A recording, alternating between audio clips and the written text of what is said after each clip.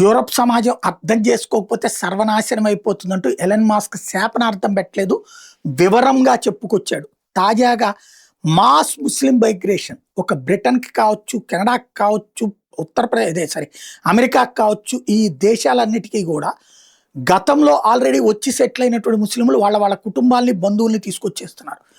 అట్లాగే ఏదైతే సిరియా, యెమెను, లెబనాను, పాలస్తీనా ఇట్లాంటి అనేక ముస్లిం దేశాల్లోని శరణార్థులే వీళ్ళందరూ ఒకప్పుడు శరణార్థులను తీసుకొచ్చి కూర్చోబెడితే వాళ్ళు ఆ తర్వాత ఆ దేశంలో సెటిల్ అయ్యాక వాళ్ళ వాళ్ళ బంధువులు తీసుకొస్తున్నారు.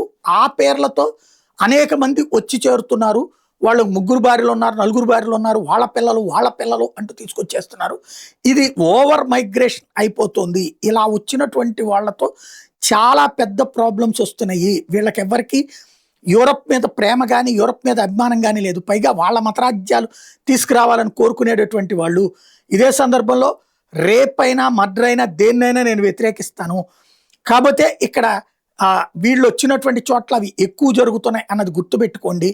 వచ్చి వీళ్ళందరి చేతిలోకి వచ్చాక వాళ్ళ ద్వారా జరుగుతున్నటువంటి యాక్టివిటీ ఆ ప్రాంతంలో బ్రిటన్లో జరిగినా, లేకపోతే కెనడాలో జరిగిన, ఆస్ట్రేలియాలో జరిగిన ఇట్లాంటి దుర్మార్గాలు జరిగిందని ఫోకస్ చేయకుండా మీడియా దాచేస్తా ఎంతసేపటికి కూడా వన్ సైడెడ్ ప్రొజెక్షన్ చేస్తా యూరప్ నాశనం చేస్తుందంటూ ఆగ్రహం వ్యక్తం చేస్తున్నాడు.